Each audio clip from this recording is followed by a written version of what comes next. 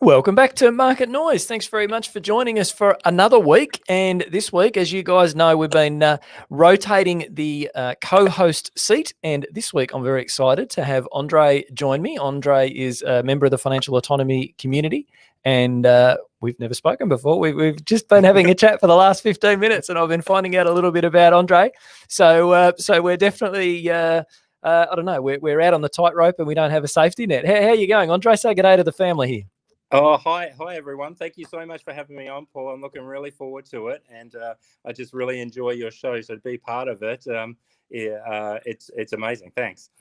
Yeah, no, well, I'm very appreciative of you giving me some of your time on a Monday night. And as always, if you happen to be watching this live on YouTube, we can see any comments that you put up. So please do contribute. And of course, the other thing, as always, it's general information, certainly not advice. If you want advice, though, if you go to the Financial Autonomy website, go to the advice page, and you'll see how we can assist you there. But tonight, Andre and I are just having a chat and general information only. Look, Andre, how about we jump in? Would you like me to kick things off? Yeah, that'd be great. Cool. All right. Well, the first one that caught my eye was a piece about the Commonwealth Bank facilitating cryptocurrencies for their customers. It was a little vague on detail, this piece, but it was talking about the fact that it will allow Commonwealth Bank will allow its customers to hold and use Bitcoin and other cryptocurrencies via its 6.5 million user banking app. So it sounds like their mainstream app in a bid to appeal to young customers, keep pace with rivals such as Square and PayPal that already allow users to trade and spend Bitcoin. The move will make CBA the first Australian bank and one of just a handful of banks worldwide to offer customers access to cryptocurrencies. It's interesting that an Australian bank would be at the forefront there. Of the banks, I'm probably not that surprised that it's Commonwealth. They seem to be the more technology focused. But what did you make of that, Andre? Yeah, thoughts on that one? Well, I can't believe it's an Australian bank, and because sometimes we're very conservative in our banking. But I can't believe Commonwealth Bank. This is the second time this year that I think they've really looked at their market and jumped onto something, because also with buy now, pay later, they took the first sort of step as one of the major four banks to get into that market. And now we see them, paving the way with cryptocurrency. And so I go, from a massive institution, which, some people could say, banks are like dinosaurs. They've really been fleet-footed on this compared to other banks around the world and other, other institutions in Australia.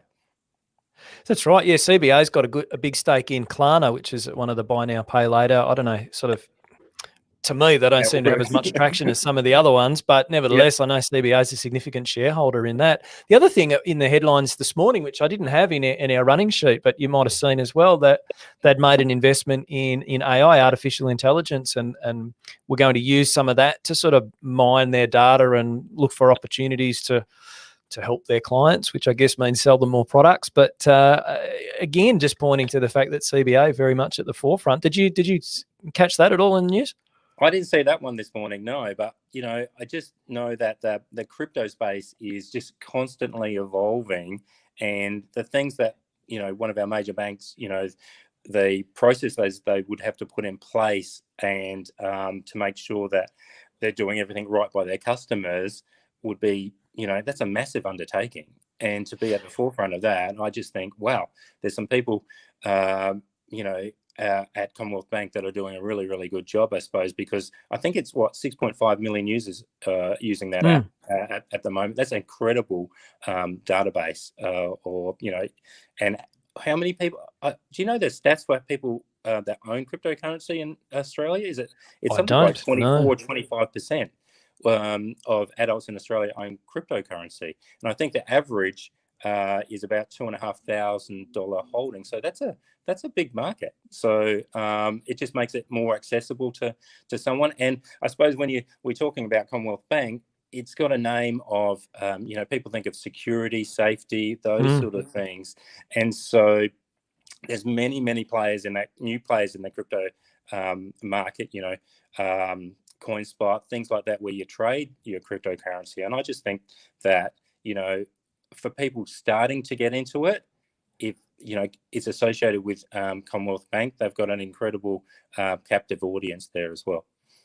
It'll be really interesting to see if this app enables people to purchase cryptocurrencies because, you touched, CoinSpot, BTC. Yep. There's a few different market participants in Australia, but it requires a bit more effort for you to go and open an account with one of those providers. But if just by virtue of having the Commonwealth Bank app, you can go and purchase yourself 500 or $1,000 of Bitcoin, it really reduces the barriers to entry, doesn't it? It does. I only got into the crypto space like about 6 months ago because I went, I was just interested in doing it. So I thought I'd just take a dabble. I couldn't believe how easy, in 5 minutes, you signed up and can deposit money and buy crypto. And so it is an easy space. The only thing is that initial sort of jump in to go, oh man, I don't know anything about this company that I'm putting, transferring some money to. And I think even with the banks, my bank said it came up with a warning saying, this is, with financial disclaimer on it, basically saying, hey, this is there's a risk involved in doing this, which I think, if the bank has to do that for me, that's sort of that's saying something. Yeah, agreed. All right. Well, look, that was news item number one that caught my eye, and I think both of us see the significance in that one. I've got two others that I might just jump to as well because they're somewhat interrelated, both US related. So, Federal Reserve in the US last Wednesday announced that they would begin tapering. Which means the amount of assets that they've been purchasing, basically the amount of cash that they've been pumping into the US economy, they're going to start reducing how much of that they do, and they're starting from later in November. So almost straight away that they'll begin buying less. So they'll be buying $10 billion less in treasuries and $5 billion less in mortgage-backed securities. So there's $15 billion per month that will no longer be going into the US economy that had been up until now. And the indication was that they'll continue to reduce. I'm not sure in total how much they ordinarily purchase each month, but the intention is that they'll progressively do less and less of that. So I guess that's pointing to a confidence in the US economy that it doesn't need the support and the stimulation. And it probably also points to interest rates getting a bit higher, which is something that we've spoken about a little bit on Market Noise in past weeks. Any take on this one, Andre? Yeah. Well, first of all, I love the way that we talk about $10 billion or $15 billion now, and it's like, wow, they're reducing it by that much. That's a lot of money. I think they're actually buying between $50 and $60 billion worth of assets every month at the moment. So it's about reducing it about 25%. Is this something that the market's already factored into? In fact, like the share market in America is already factored into things because, last week we saw markets at all-time highs again. And I know you're going to talk about the infrastructure sort of bill as well. So even though they're reducing sort of purchasing assets and stuff like that, there's a lot of money going to come from the government. And it's something that has always been on the cards. And do you think that the market's actually factored this in already? I think so. I mean, I think the Fed, hinted towards this happening for a while. Yeah. So it shouldn't come as a surprise to anybody. And I think anybody who's looking, the unemployment numbers keep coming out in the US and the same here in Australia.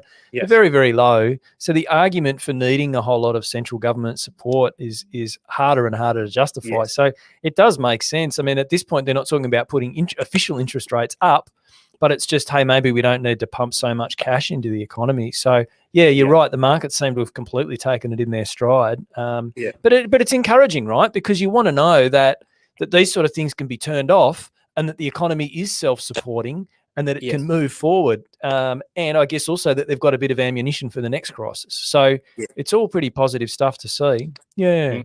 Yeah, that's right.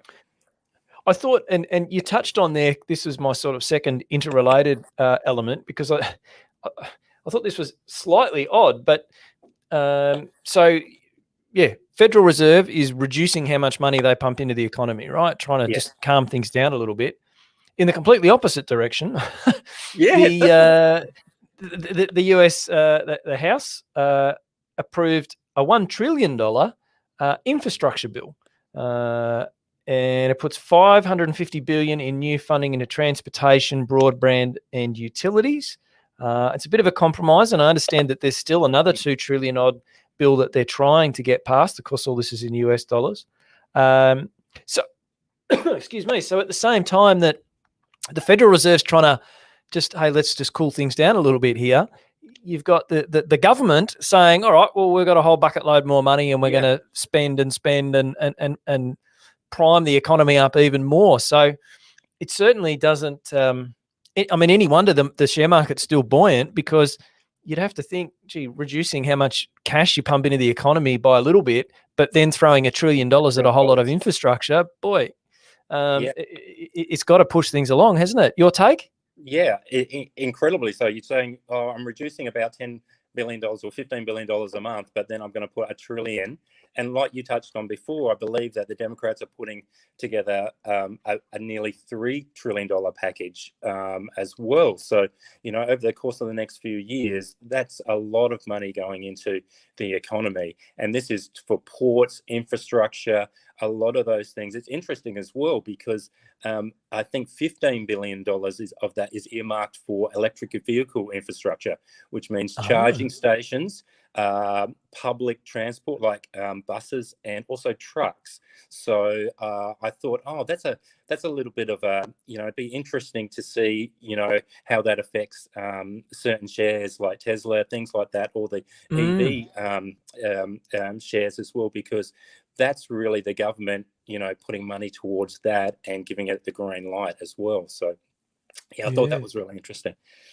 Yeah, great point. All right. Well, look, I've hit a couple. So, how about you take one, Andre? What's a headline that caught your eyes this week? Yeah. So we were talking about cryptocurrency before, and I know that in Australia this week, BetterShares actually released a prospectus for a EFT. For cryptocurrency, they call it crypto ecosystem or crypto innovators.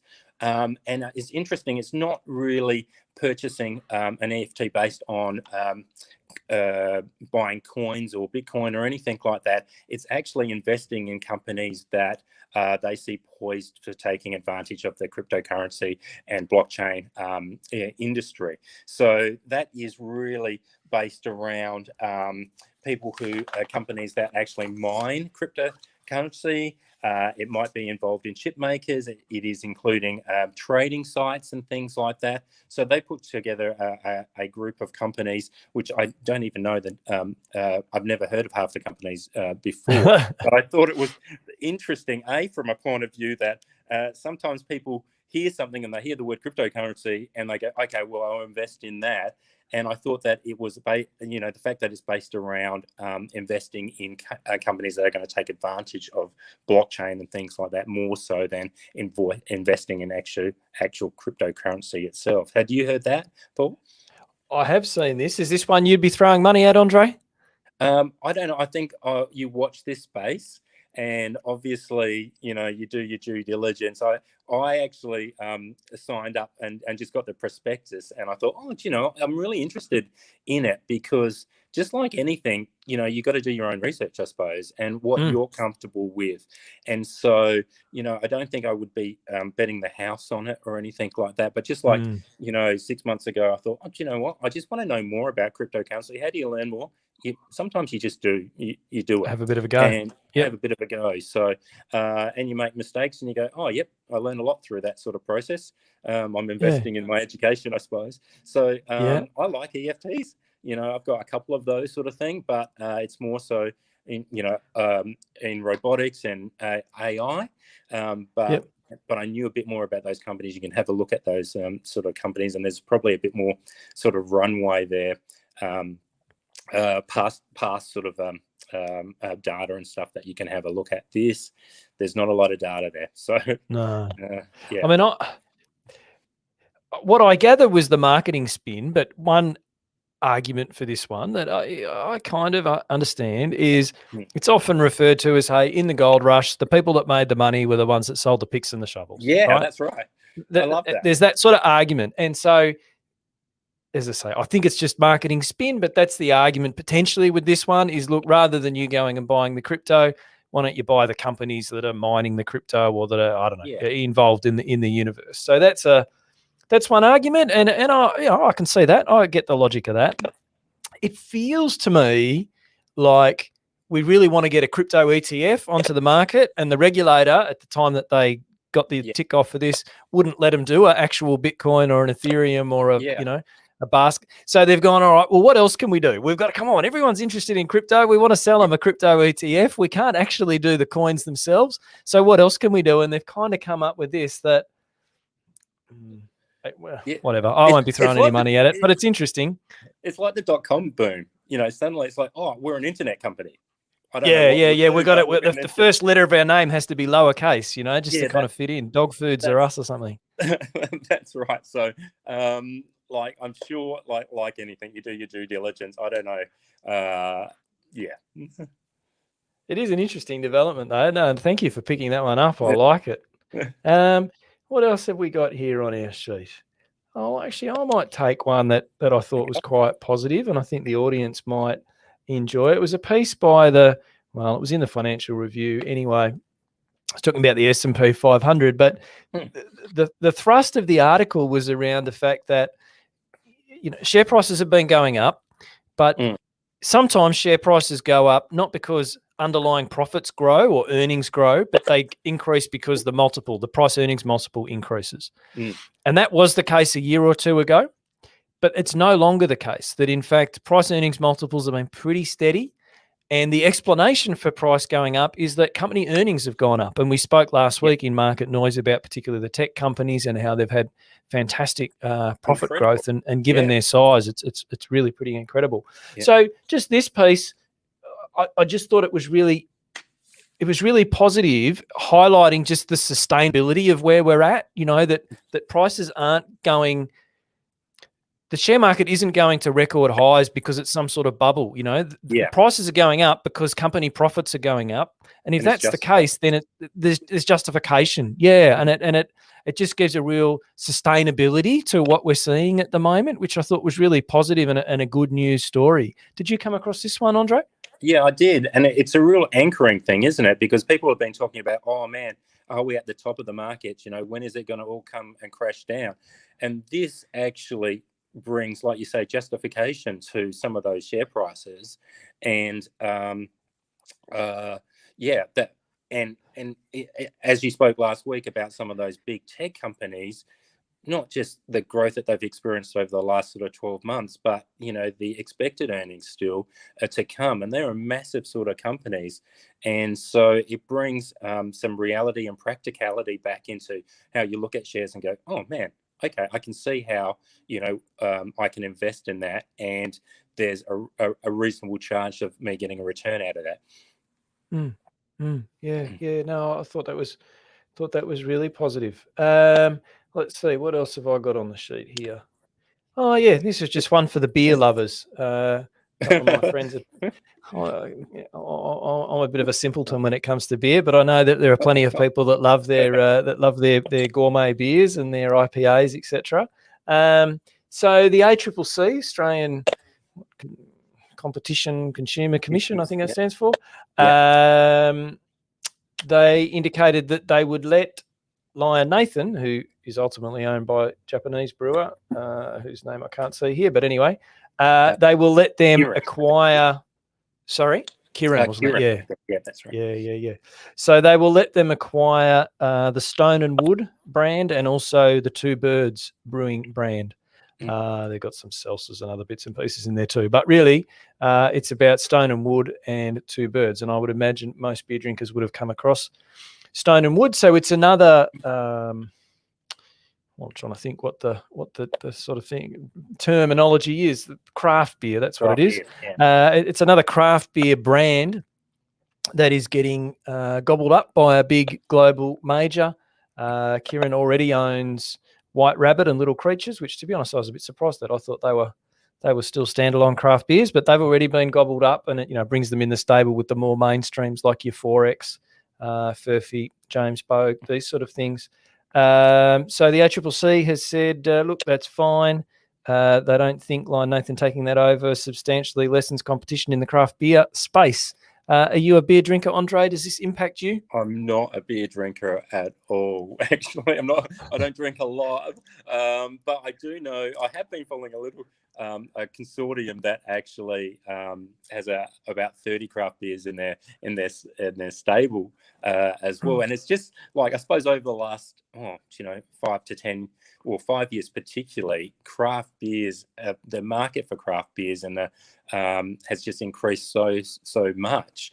And I think one of the things that people love about the craft beer is they don't sit in a big stable. They're not owned by one of the big companies. So it's interesting that the big companies gobble them up. I just, in 10 years' time, will that brand be that brand sort of thing? It's like when those exclusive brands trickle down from their exclusive stores to DJs to Myers and you see them in Target 10 years down the track sort of thing, and they're price pointed. Yeah. Will the same thing sort of happen? I did hear an interesting. I was listening today about the non-alcohol beer market and how it has grown incredibly. I think it represents less than 1% of the market still, but it has been growing, I think, over the last 3 years at about 24 to 30% every year sort of thing as well. So, that's just a little tidbit. Yeah, it's coming off a low base, but Justin and I actually spoke about that a couple of months ago because, there was, I think it was Heineken was putting, and I can't remember the number now, but a significant portion of their marketing budget towards zero alcohol beer. And it's interesting. I mean, if you want a zero alcohol drink, I don't know, just have water or something. But anyway, I mean, each to their own. It should be. I mean, a lot of beer's cost is the taxes, isn't it? And the taxes are tied to the percentage of alcohol. So if you can sell a beer with no alcohol, you reckon your margin would be pretty good. Oh, that's exactly right. I think that's why beer companies like it, because their margins increase. I think James Squire has just released a zero alcohol beer in September, they were saying. So they put that in their stable. And one of the reasons is that, but the price point remains the same, but the taxes come off of that. So so it's a big fat margin on it. Yeah. It's interesting. All right. Look, I've had a couple. What have you got one there to share with us, Andre? Well, when you're having a beer, you order a pizza, don't you? So there was a story this week around Dominos, and it's interesting. And the Dominos share price, which actually, I think they wiped over $1 billion off their share price this week with some of their just by actually announcing some things to the market. It was interesting because their net profit for the year was actually up 24%. But which is incredible, but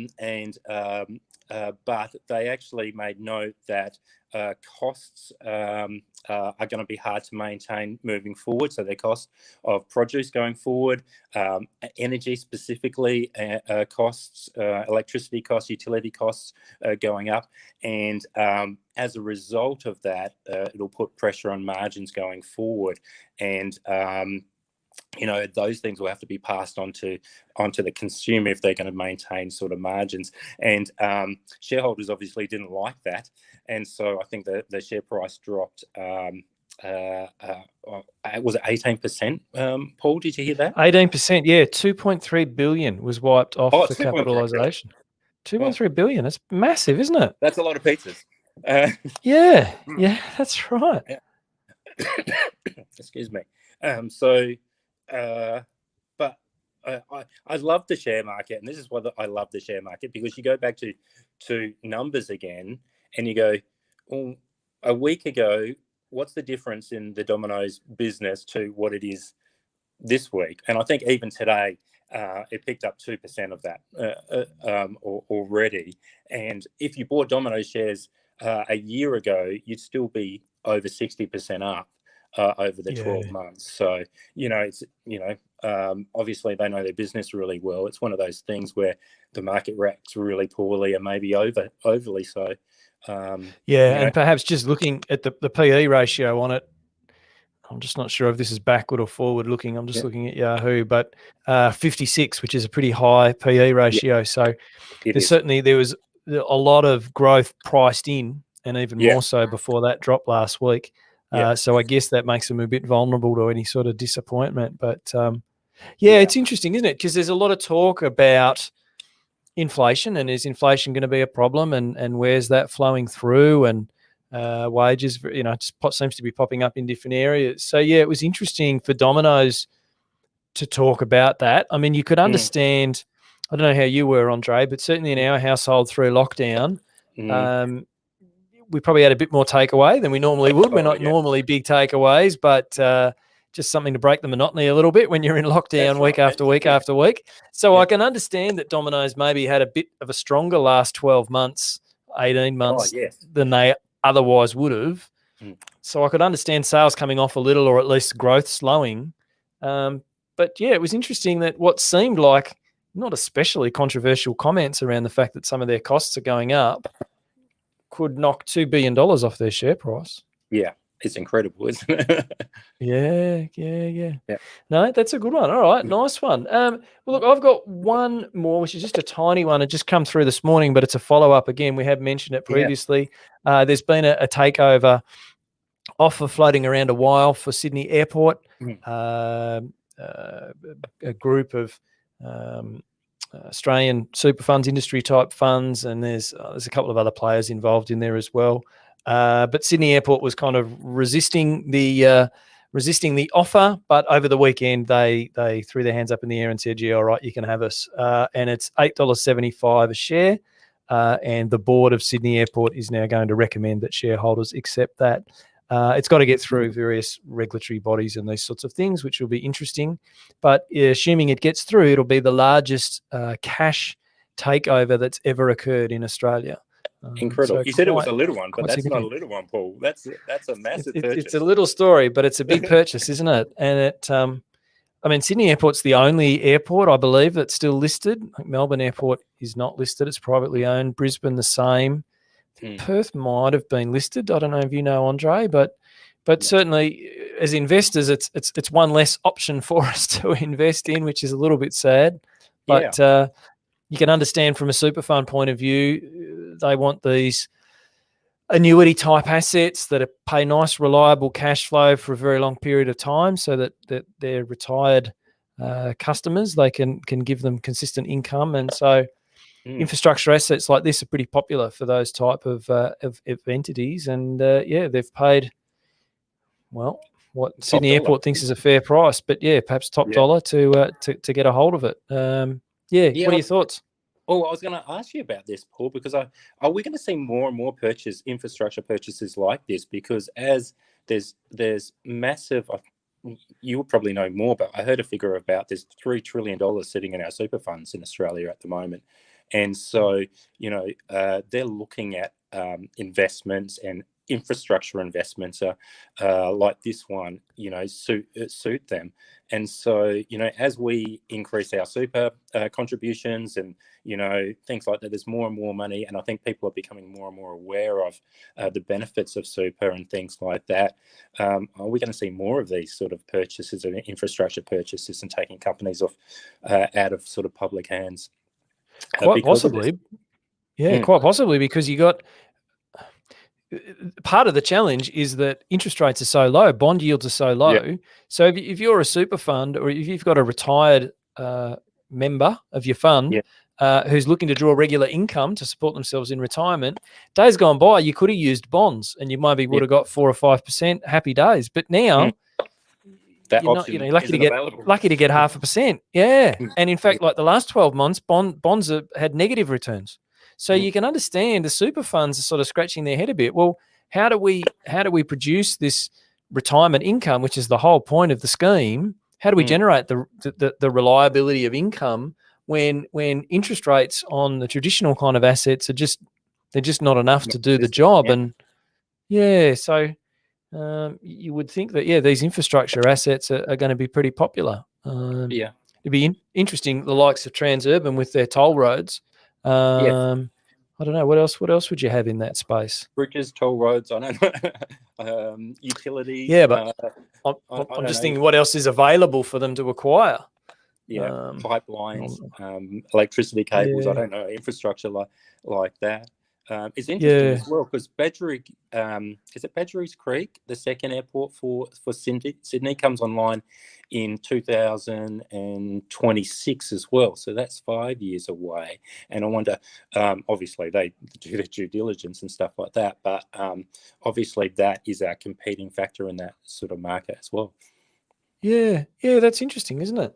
I wonder if that actually might help them get it over the line with the regulator because they can say, well, look, Well, not as much we're competition. not, Yeah. we're not a total monopoly. Because there are rules around the percentage of ownership around the country that single owners can have and this sort of thing because they're worried about, I guess, holding airlines for ransom because it's kind of a monopoly asset, isn't it? But I suppose, if there's a second airport in Sydney, maybe that helps them sort of make the case that we're not going to behave that way. But yeah, if you're the owner of Sydney Airport and you know you're going to get most of the traffic, you could push prices up a fair bit, you'd imagine, before the airlines say, you know what, we'll fly to Brisbane or Melbourne instead. Yep, exactly. Yeah. Okay. All right. Well, look, that was everything I had to cover, Andre. Anything else that you wanted to jump on this week in Market Noise? No, I think that's it from me as well, Paul. It's been so great to speak to you today and be on the show. No, it's been fantastic to have you on and to get a fresh voice and some fresh perspective. So I appreciate you jumping on, finding some great stories to discuss, having a read of a few, and I really appreciate you giving me some of your time, Andre. And for the people listening, for the people watching, we've got different guests coming up over the next few weeks. Hopefully you'll get to see a few more different viewpoints and different voices. And I mean, it's a few weeks ago now, but if you check out the Gaining Choice email, you'll find I had a link there. So if after hearing Andre, you think, I wouldn't mind a crack at that, jump on and give us your details and we'll add you onto the list. All right, Andre, I'll let you get on with your evening. Once again, thanks for giving us some of your time. Thank you, Paul. It's been such a privilege. All the best. All right. See you guys. Thanks for listening. Bye. Thanks, guys. Bye.